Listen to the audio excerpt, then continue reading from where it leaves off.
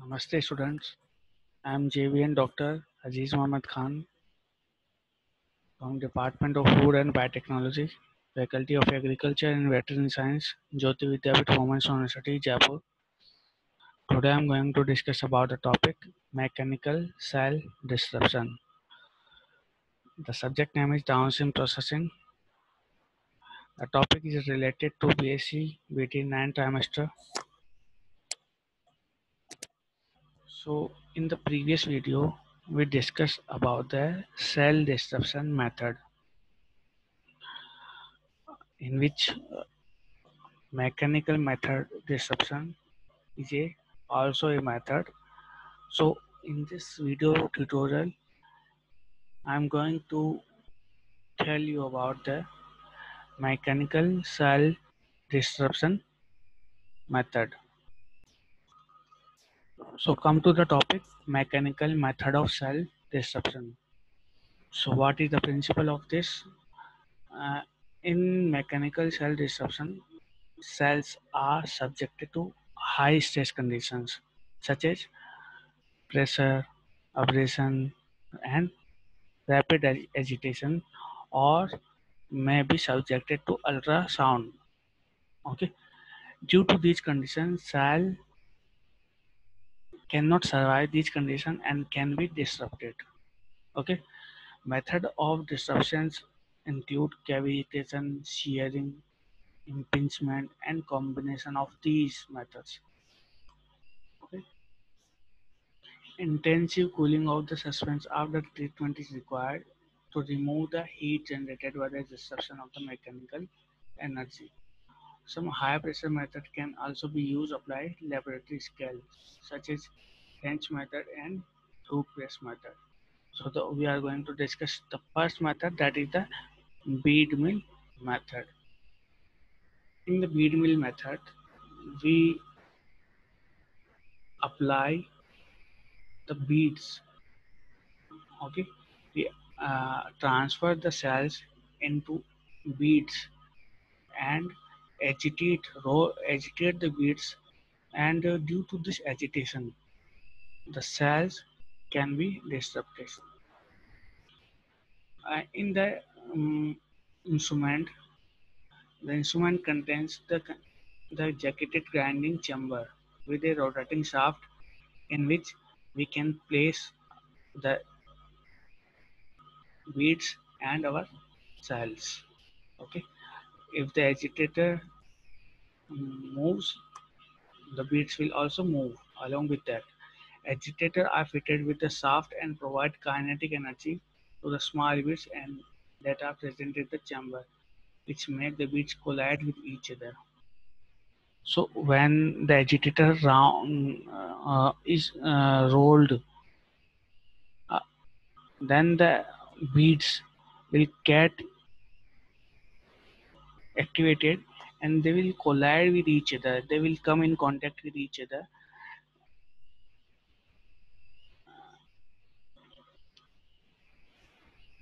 In this technique, glass ballotini or stainless steel balls. Okay, which beads we are using? Glass ballotini or stainless steel balls are the beads which are selected for the release of cell disruption method. If we need increase the number of beads, there are lots of beads to beads interaction, and it leads to higher disruption of the cells. Okay, uh, but when we disrupt the cells through bead method, the beads can get heated and they can also heat our cells. This is the instrument in which we placed our cells and place the beads along with them and agitate the chamber. After agitation, the beads get contact in each other. Beads come in contact with each other, they collide, and after this collidation, the cells can be damaged. This is the diagrammatic representation. In this, we can use different size of beads. These are the medium size beads, okay, and these are the cells, and these are the small size beads, and these are the cells. These are the beads which are having the large size, okay, larger size.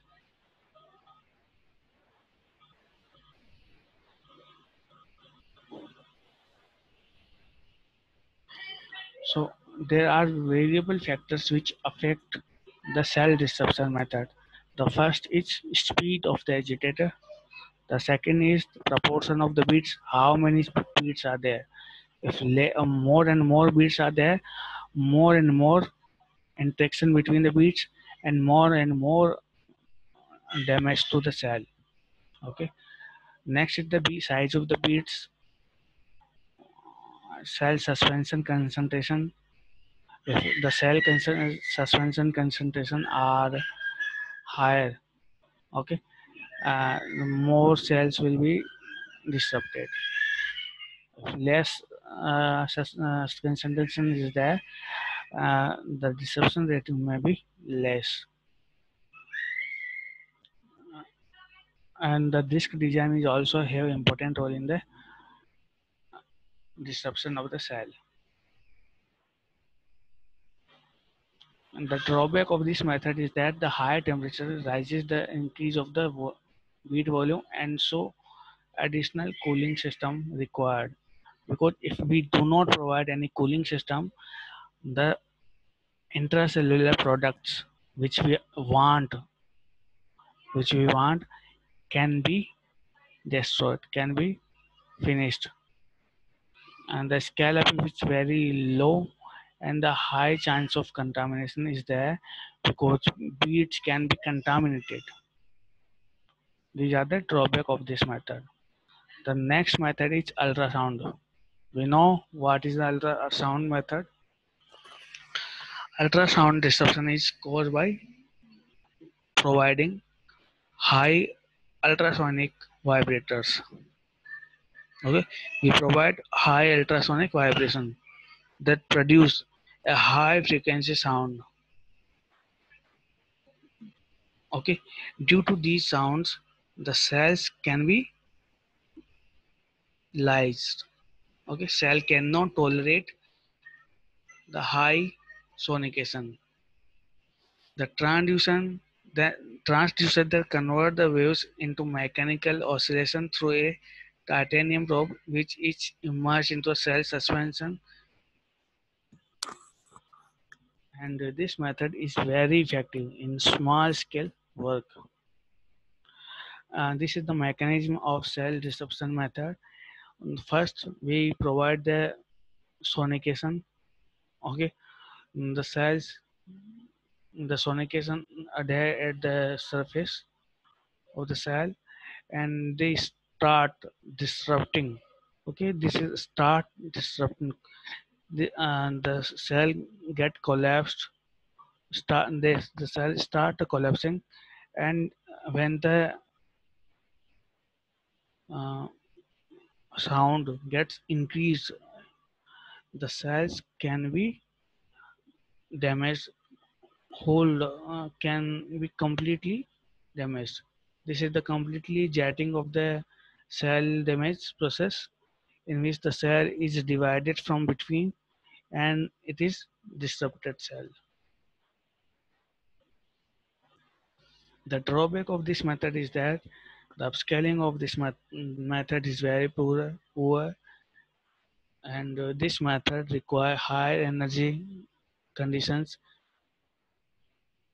But the another drawback of this method is that high health issues can be faced with the product which we synthesize using the cell disruption method by sonication. Okay, so we can face the health issues from utilizing sonication for the cell disruption method. The fourth issue is that this process cannot be used in the continuous basis. Okay, because we use the this method in the continuous basis, uh, the intracellular products can also be damaged.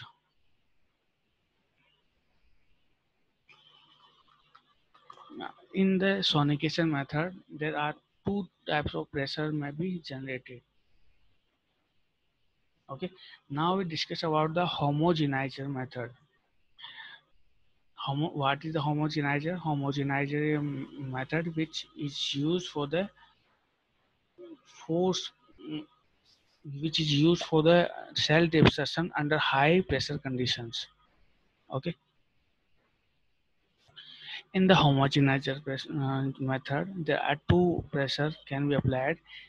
In the French press, a high pressure homogenization, the cell deposition is drawn through a valve into a pump cylinder. Okay, then it is forced under the pressure of 150 bar. So here the cell can be kept, and we apply a higher pressure, that is the pressure of 1500 bar. Okay, when it comes near, when the pressure is applied, the cell can be disrupted due to higher pressure. Okay, cell disruption is achieved due to the sudden drop in the pressure upon the discharge, causing the cells to explode. When we apply the high pressure, the cells can be exploded.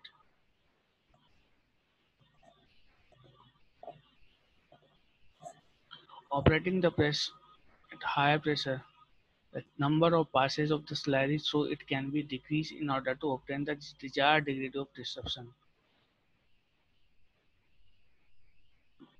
The operating pressure may be limited due to the deactivation of certain heat-sensitive proteins, which may increase the number of passes required.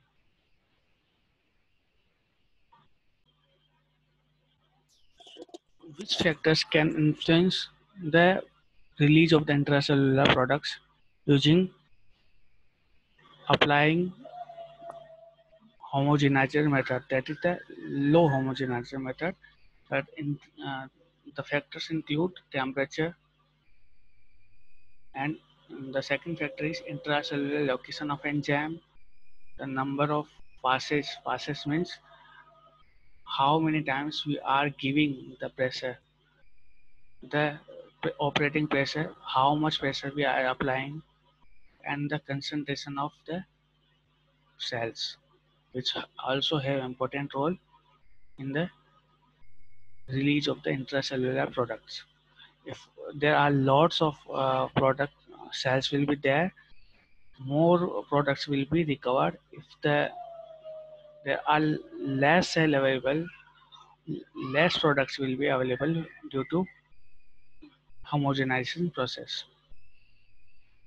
Now we go to the high pressure homogenization method. In this high pressure homogenization method, a pressure of 150 megapascal and a flow rate of 10,000 liter per hour is applied for the disruption of the cell using homogenizer. Okay, so the higher pressure is applied rather than lower pressure. So higher disruption of the cell is observed using this method.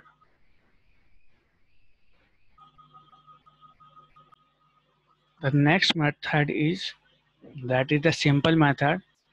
We can mechanically grind the cells. Okay, in using the motor and pestle. This does not have to be suspension and often done in plant samples. And this is the simple method. And when the material is applied on the motor and pestle using the pressure given on the cells, they can be disrupted. And the plant samples are frozen in the liquid nitrogen after the disruption. And when the materials has been disrupted, the, all the extracted cells can be kept in the solvents. The next method is the blending. We can apply the cells to blending. Okay, blenders are the high speed blenders which can disrupt the cell wall of the cells. So here we can see the blenders, and these are the blenders in which we can blend the cells. Okay, they can agitate, and due to this agitation the cells can be disrupted. And we can utilize the use of centrifugation method, homogenize centrifuge cells, homogenate for the blending methods.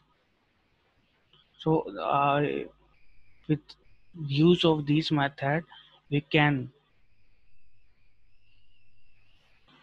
completely disrupt the cells for the isolation of intracellular products or some extracellular products which we need in the downstream processing. So our topic is over here.